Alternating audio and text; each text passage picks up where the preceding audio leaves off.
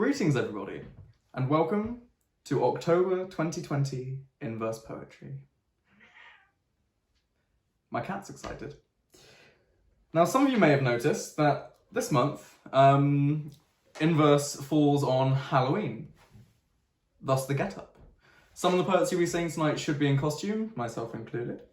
I just want to say, if there's any new poets watching this, then please message us on Facebook or Instagram, and check out the Instagram as well. Every Friday we have a new poem up from one of the poets that we have among us. And welcome back to any returning people who may be watching us. I'm going to kick things off with a poem that is a little bit out of the ordinary for me. I decided to write in form. Shocking, I know. And it's called A Suburban Midnight Wander. Not everything goes bump in the night, yet the things that do scare us, but only because they're out of sight. The presence of a second-story light, out of reach for the fallen grandmother who won't make a fuss. Not everything goes bump in the night. Brawling drunks picking a fight, one bawling because they missed the last bus, but only because they're out of sight. Terribly tired tippity-tap of someone trying to write, desperately searching for spooky onomatopoeia to crank out this final piece of work. God, why can't I finish it? It doesn't need to be great, just finished, because not everything goes bump in the night. Flitting demon wings take flight, sonic screeches locate prey, ever harmonious, but only because they're out of sight.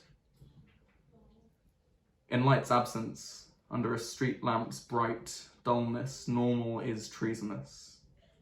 Not everything goes bump in the night, but only because they're out of sight.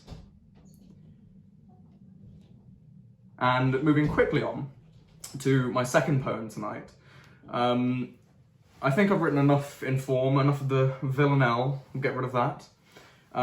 This is a rather fitting poem for my pirate outfit. It's called Skeleton Crew.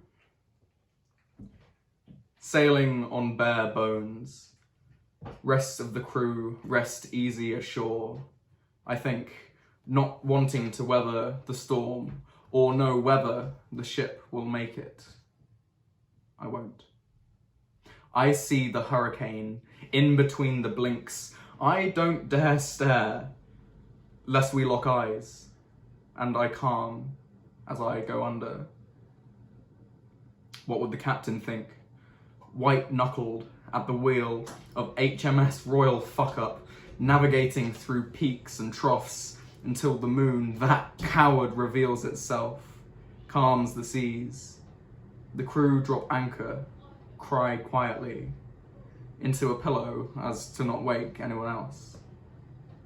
For the rest of their mates to return, help manage these creaking bones. And my final poem is a little bit more topical. I know that a lot of people might be going trick-or-treating tonight, but obviously we're still in the midst of a pandemic. So I just wanted to write something to sort of remind everyone to be safe. It's called The Year the Screaming Stopped. Monstrous tricks and ghoulish treats, yet no costume crusaders in the streets, no toilet paper spiders' webs draped on houses peppered with eggs, no spirits, spectres or ghosts will screech. They don't have the breath. They struggle in their eternal rest, attempting to catalogue the rest of the hordes finished with their mortal quest. They will be sorely missed. I don't care if you're distressed or think you're blessed among the few who detest wearing a covering, you're a pest. I do not jest when I say you'd best make sure that when you're getting dressed, and this can't be stressed enough this year, the correct mask is not a werewolf one. Well, thank you very much, everybody. We've got some more poets lined up for you tonight. I hope you enjoy them. I know I certainly will. And yeah, stay safe out there.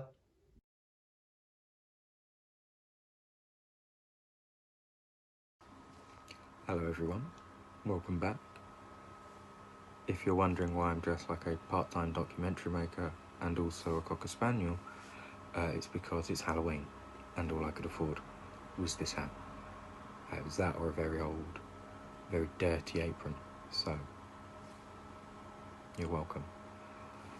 You're very, very welcome. This month's theme is unfinished business, and this first poem is called Forgive the Chill.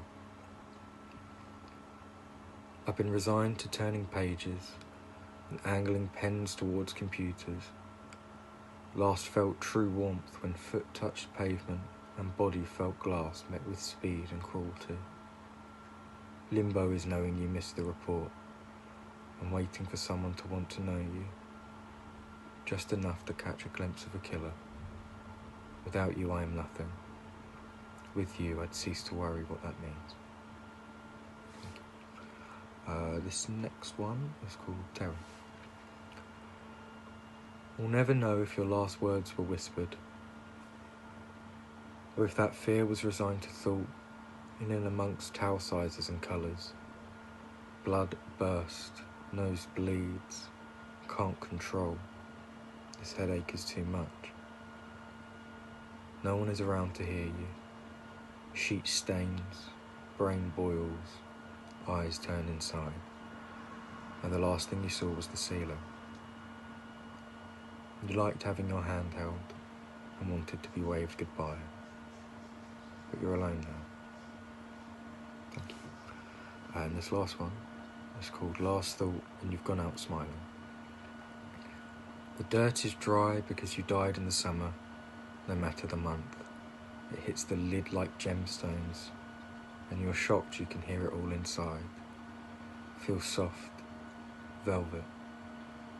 Pulled through the wood and the soil like you'd passed out nearing the top of your climb, and someone's lifting you the rest of the way. There's a thickness to the air, like seawater. No wonder is put to why your body isn't mutilated by the years and the weather and your end. Presented with a hand that's been worn by a million strangers, feels soft, velvet. This, the last thing you see before the end. Knowing no one you loved went out alone. Thank you. Happy Halloween. See you next month. Shut the door.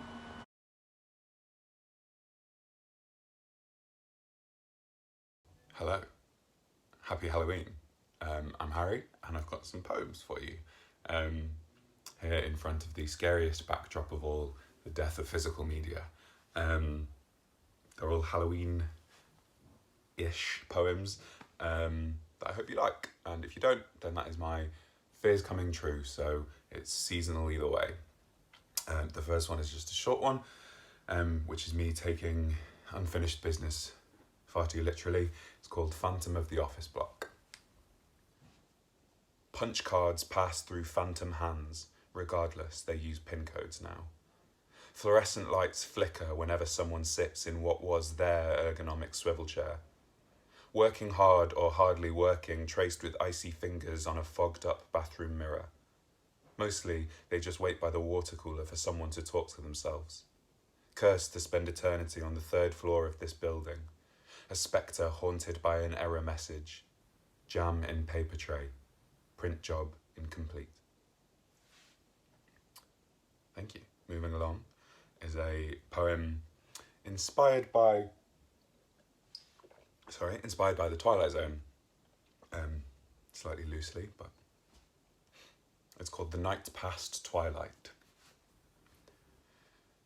No matter how high your nightmare, you always seem to find the edge of the dimension, will trip and tumble to inevitable regret.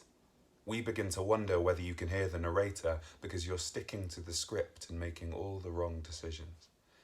It's too late to be careful what you wish for, so from this point, extinguish every candle with your fingertips.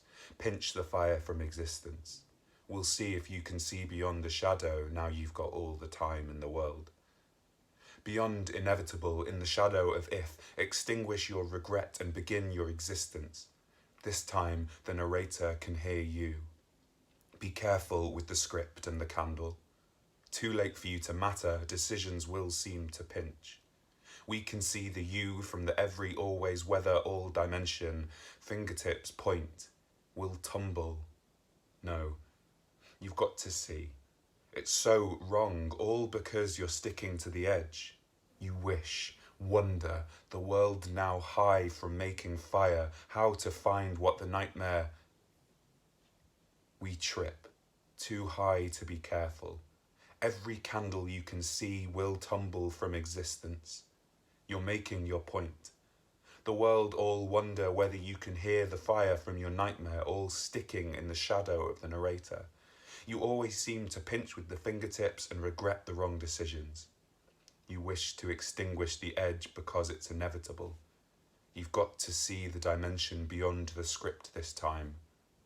So we'll begin now, no matter how late, to find if and what for. Thank you. And then the last poem I have is one that is sort of inspired by black and white horror. I'm a big fan of like the Universal Monsters movies, so yeah, that's pretty much where the inspiration came from. Stay hydrated. It's called The Curse Creature Haunting of the sunken eyes in wrinkled skin, in velvet robes, in rocking chair, in drawing room, in aging house, in distant town, in shrinking screen. Crow calls. Startled branches writhe before the moon, too bright for the exposure. Strings begin to swell. Neck hairs pulled taut by some unseen emotion. The ticking sound over your shoulders louder. The mounting tension climbs towards its designated limit. Cue to run. Branch snaps underfoot. Too obvious a parallel. It's been done before. I wish this could be easier, but we have to make this feature length, so hold on a little longer. What is breathing between the trees? Have they always been there? Will the curse be lifted when you stop to change the reels? Yet to see the monster, just frames severed limbs in careful lighting. There are victims, but you cannot show the wounds. Besides, the blood wouldn't be red anyway. Cool, thank you. Thank you so much for watching. We really, really appreciate it. This is what we love to do. So the fact that you would spend this bit of time with us, taking in what we do, means a lot, truly. So thank you on behalf of everyone tonight. If you did enjoy, please share it with someone else that you think might also enjoy it. It will be after Halloween, but we're keeping the holiday alive. And check out the Instagram. We have new poems going up every Friday from some absolutely brilliant writers. So if you like poetry, or if you know someone else that does, then please check it out, and yeah, spread it around. Cool. See you next month, hopefully.